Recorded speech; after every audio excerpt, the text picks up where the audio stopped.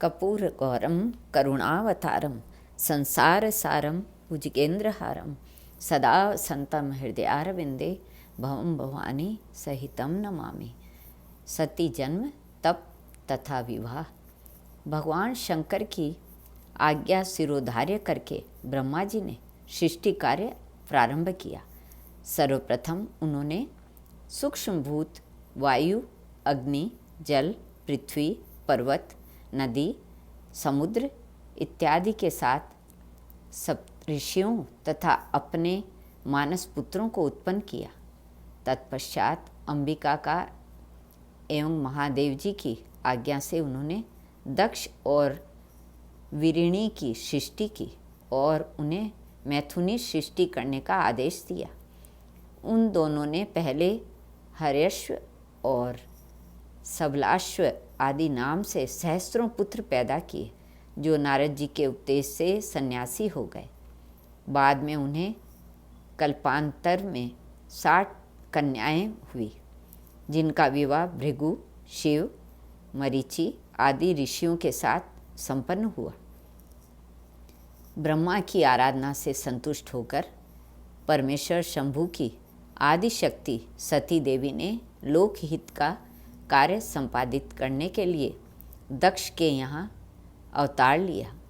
पुत्री का मनोहर मुख देखकर सबको बड़ी प्रसन्नता हुई। दक्ष ने ब्राह्मणों तथा याचकों को दान मान से संतुष्ट किया। भांति भांति के मंगल कार्यों के साथ नृत्य और गान के सुंदर आयोजन किए गए। दक्ष के महल में जैसे खुशियों का साम्राज्य ही उतर आया। देवताओं ने पुष्प वर्षा की। दक्ष ने अपनी उस दिव्य कन्या का नाम उमा रखा। परमेश्वर शिव की अभिन्न स्वरूपा होने के कारण वे बाल्यावस्था से ही उनके ध्यान में निमग्न रहा करती थी। एक दिन देवर्षि नारद और पितामह ब्रह्मा जी उस अद्भुत बालिका के दर्शन की इच्छा से दक्ष के यहाँ आए।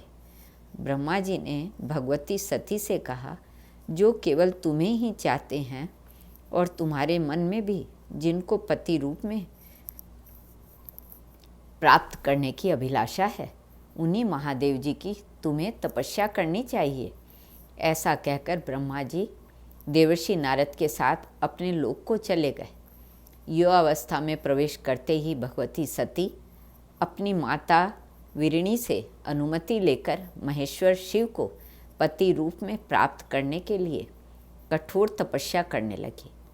तपस्या करती हुई सती मूर्तिमती सिद्धि के समान दिखलाई देती थी।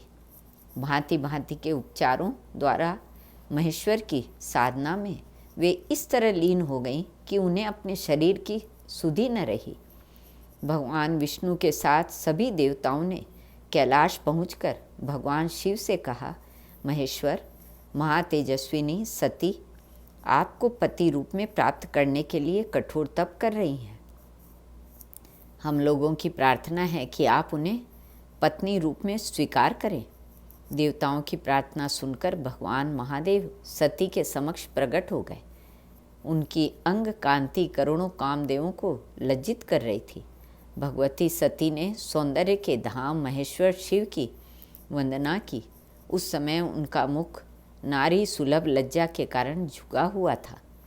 महादेव जी ने कहा, उत्तम व्रत का पालन करने वाली सती, मैं तुम पर परम प्रसन्न हूँ, इसलिए तुम इच्छा अनुसार वर मांगो।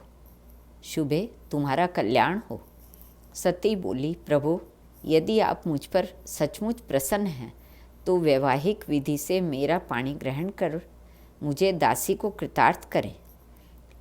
ऐसा ही होगा कहकर परमेश्वर शिव अंतर्ध्यान हो गए। तदंतर शुभ लग्न और मुहूर्त में प्रजापति दक्ष ने हर्षपूर्वक अपनी पुत्री सती का हाथ भगवान शिव के हाथों में दे दिया। महेश्वर शिव को अपनी कन्या प्रदान करके दक्ष कृतार्थ हो गए। समस्त देवताओं और ऋषि मुनियों के आनंद की सीमा न रही।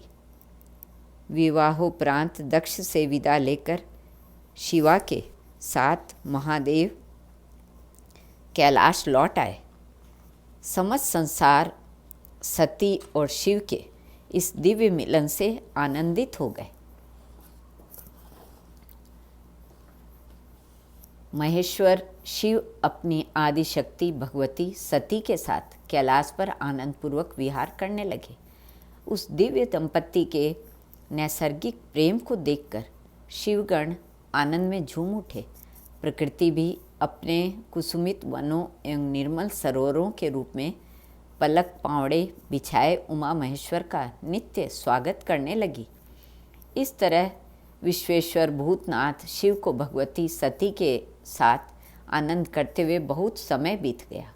एक समय की बात है, भगवान रुद्र सती के साथ दंडकारण्य से होकर गुजर रहे थे। वहाँ उन्होंने लक्ष्मण सहित भगवान राम को देखा तो रावण द्वारा छलपूर्वक हरी गई अपनी प्यारी पत्नी सीता को ढूंढते हुए वन वन भटक रहे थे। वीरा में व्याकुल श्री राम उच्च स्वर से हा सीते पुकारते हुए विलाप कर रहे थे। उस समय महादेव ने बड़ी श्रद्धा से नतमस्तक होकर तथा जय सच्चिदानंद कहकर उन्हें प्रणाम किया। परमेश्वर शिव की यह लीला देखकर सती जी को बड़ा विस्मय हुआ। उन्होंने भगवान शंकर से पूछा, प्रभु, भक्त के समान इतना विनम्र होकर आप इन दोनों राजकुमारों को क्यों प्रणाम कर रहे हैं? महेश्वर ने कहा, देवी, ये दोनों साधारण राजकुमार नहीं हैं। इनका प्रागट्य सूर्यवंश के महाप्रतापी राजा दशरथ के यहाँ हुआ है। ये दोनों साक्षात भगवान विष्णु और शेष हैं, जो श्री राम और लक्ष्मण के रूप में सृष्टि के कल्याण के लिए नर लीला कर रहे हैं। परंतु शिव की माया से मोहित सती के मन में उनकी बातों का विश्वास नहीं हुआ। भगवान शिव ने कहा, प्रिय, यदि तुम्हें मेरी बात पर विश्वास नहीं है तो स्वयं वहाँ जाकर अपने विवेक से श्री राम की परीक्षा कर लो। मैं इस बट वृक्ष के नीचे तब तक तुम्हारी प्रतीक्षा करूँगा। सती मोहवश सीता का रूप बनाकर श्री राम की परीक्षा लेने गई। रघुकुल नंदन श्री राम सब कुछ जान गए। उन्होंने सती को प्रणाम किया और हंसते हुए बोले, देवी, आप अकेली इस वन में क्यों आई हैं? भगवान शंभू कहाँ हैं और आपने यह नूतन रूप क्यों धारण कर लिया है? सती जी बहुत लज्जित हुई और भगवान शंकर के पास वापस लौट आई। महादेव ने पूछा, देवी, तुमने भगवान श्री राम की परीक्षा किस प्रकार ली? सती ने उत्तर दिया, प्रभु, मैंने कोई परीक्षा नहीं ली, आपकी ही तरह प्रणाम करके लौट आई। अंतर्यामी शिव ने ध्यान लगाकर सती का सारा चरित्र जान लिया और मन ही मन वे सती से विरक्त हो गए। एक बार दक्ष ने बहुत बड़े यज्ञ का आयोजन किया। देवताओं को उत्साहपूर्वक उस यज्ञ में जाते देख सती ने भगवान शंकर से पूछा, प्रभु, ये देवगण कहाँ जा रहे हैं? महेश्वर शिव ने कहा, देवी, तुम्हारे पिता दक्ष ने विशाल यज्ञ का आयोजन किया है, उसी में सम्मिलित होने के लिए ये समस्त देवगण जा रहे हैं।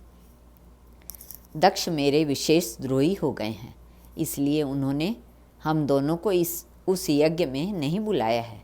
जो लोग बिना बुलाए किसी के घर जाते हैं वे अपमान के भागी होते हैं और अपमान मृत्यु से भी बढ़कर कष्टदायक है। अतः हम दोनों को वहाँ कदापि नहीं जाना चाहिए। भगवान शंकर के बार बार मना करने पर भी जब सती नहीं मानी, तब महेश्वर ने उन्हें अपने 60,000 गणों के साथ दक्ष के यहाँ भेज दिया। यज्ञ में भगवान शिव का भाग न देखकर सती अत्यंत क्रोधित हुई और अपने शरीर को उन्होंने वहीं योगाग्नि द्वारा जलाकर भस्म कर दिया। चारों ओर हाहाकार मच गया। रुद्रगण कुपित होकर यज्ञ को नष्ट भ्रष्ट करने लगे। किसी तरह महर्षि भृगु ने यक्षोग्न मंत्र से यज्ञ की रक्षा की। श्री कृष्ण अर्पणमस्तु।